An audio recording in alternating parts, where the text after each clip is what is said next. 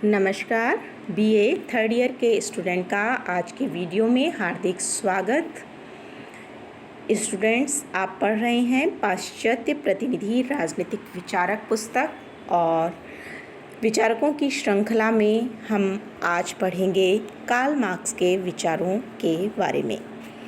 जैसा कि मार्क्स को प्रथम वैज्ञानिक समाजवादी कहा जाता है, ऐसा नहीं है कि समाजवाद पर मार्क्स ने सबसे पहले विचार प्रस्तुत किया।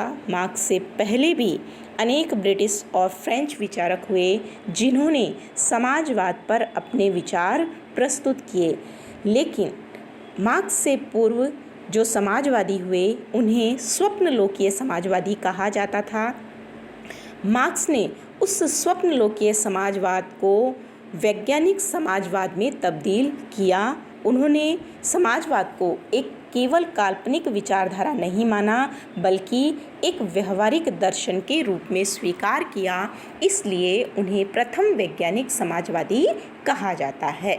इसके अलावा मार्क्स ने विश्व के मजदूरों को एक होने का आह्वान किया, एकजुट होने का आह्वान किया। उन्होंने प्रसिद्ध नारा दिया था, विश्व के मजदूरों एक हो जाओ।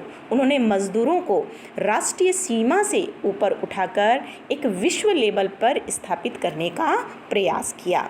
इसके अलावा मार्क्स ने प्रथम अंतर्राष्ट्रीय की स्थापना की, जो कि 1864 में उनका एक महत्वपूर्ण कदम कहा जा सकता है।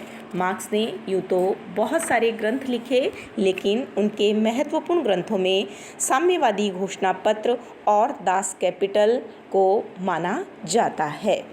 मार्क्स के ऊपर अपने समय के जो ब्रिटिश समाजवादी अर्थशास्त्री थे, फ्रेंच समाजवादी थे, उनके विचारों का प्रभाव देखा जा सकता है। इसके अलावा हीगल के द्वंद्ववाद से, वो विशेष रूप से उनकी जो द्वंद्वात्मक पद्धति थी, उससे मार्क्स बहुत ज़्यादा प्रभावित दिखते हैं।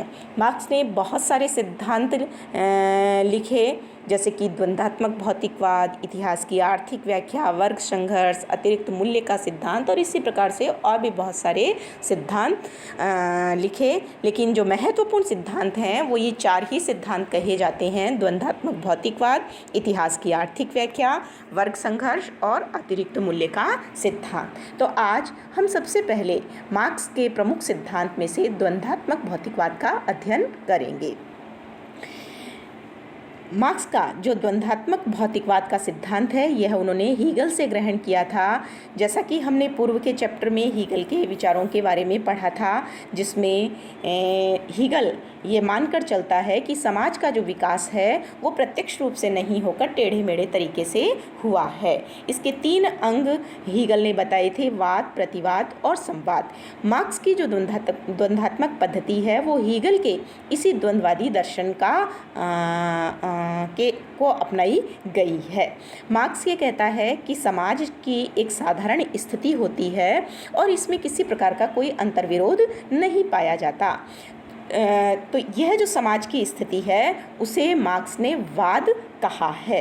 लेकिन थोड़े समय के बाद जब वाद से असंतुष्ट होकर प्रतिक्रिया होती है तो प्रतिवाद उत्पन्न होता है।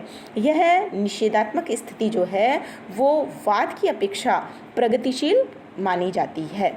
प्रतिवाद में भी अंतर्विरोध चलता है, और जब अंतर्विरोध होता है तो 2 प्रतिवादों के संयोग से संवाद की स्थिति उत्पन्न होती है। तो इस प्रकार से उन्होंने वाद, प्रतिवाद और संवाद, इस निरंतर चलने वाली प्रक्रिया का वर्णन किया है।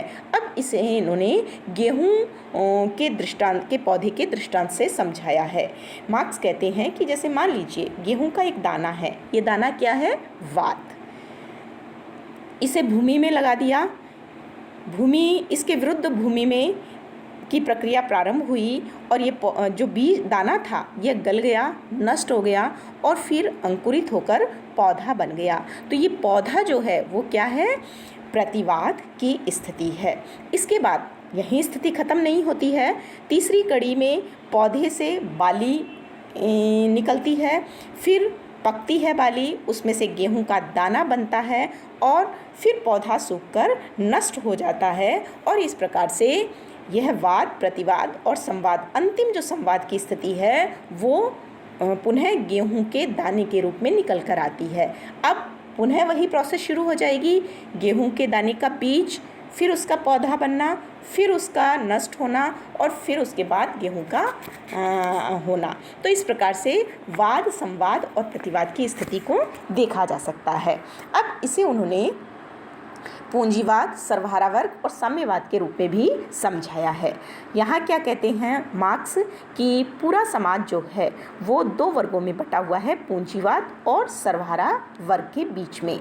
अब चूँकि संसार के ऊपर, समाज के ऊपर पूंजीवाद का नियंत्रण है तो यह वाद की स्थिति है। धीरे धीरे इस पूंजीवाद के विरुद्ध सर्वहारा वर्ग खड़ा होता है और उनका अधिनायकवाद स्थापित हो जाता है। तो वाद की प्रतिक्रिया हुई प्रतिवाद के रूप में। प्रतिवाद क्या है? सर्वहारा वर्ग का अधिनायकवाद।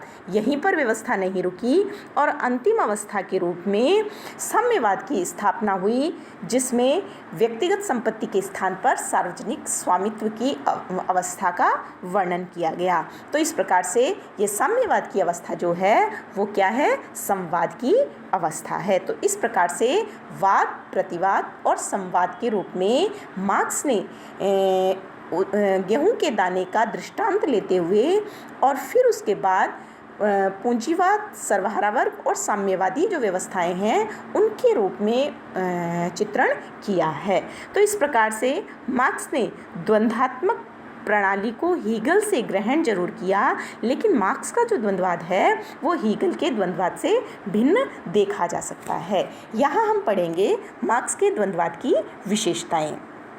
विशेषताओं के अंतर्गत सबसे पहला है विश्व एक समग्र इकाई है।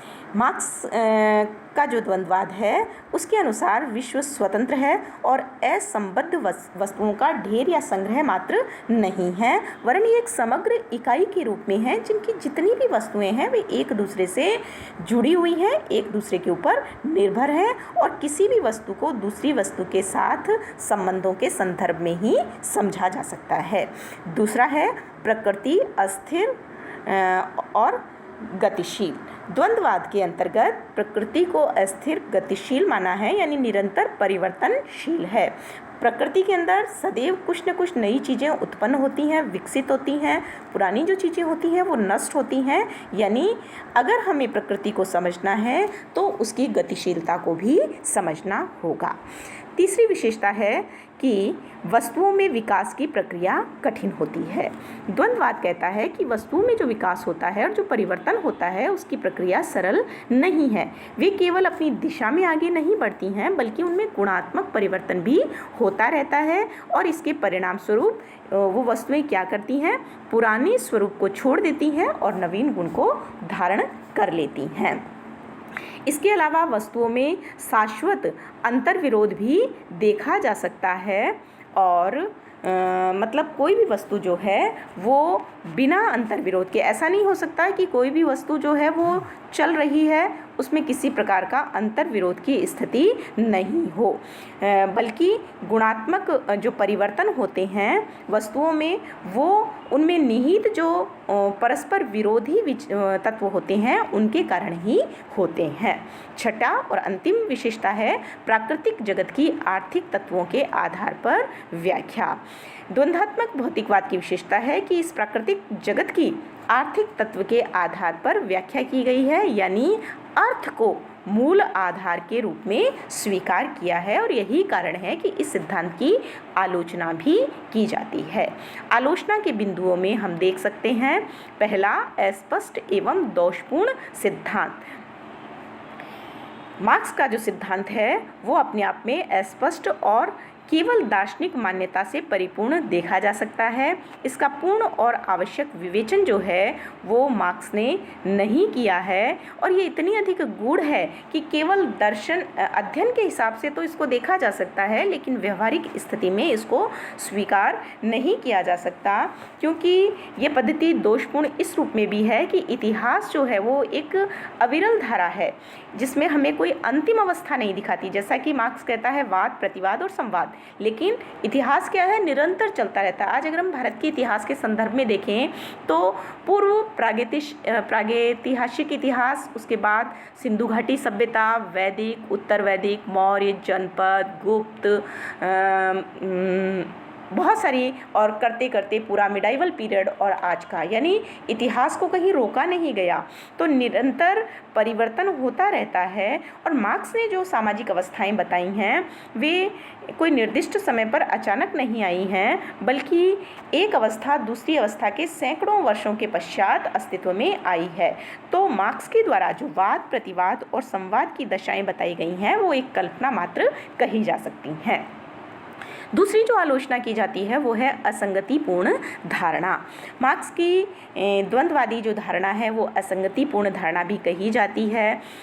मार्क्स स्वयं भी ये कहता है कि व्यक्ति अपना इतिहास स्वयं बनाता है। इसके अतिरिक्त मजदूरों को जागृत करने के लिए जिस प्रकार से वो उद्बोधन देता है वो ये स्पष्ट करता है कि मानवीय चेतना और क्षमता में भी उसे विश्वास है, लेकिन द्वंद्वात्मक प्रक्रिया को अपनाते हुए उसने वाद, प्रतिवाद और संवाद की पद्धति के आधार पर मनुष्य के इतिहास के भविष्यकालीन विकास को निर्धारित कर दिया है। तो यह अपने आप में असंगतिपूर्ण इस रूप में है कि यदि मानव स्वयं इतिहास का निर्माता है तो भविष्यकालीन विकास को किस प्रकार से निर्धारित किया जा सकता है।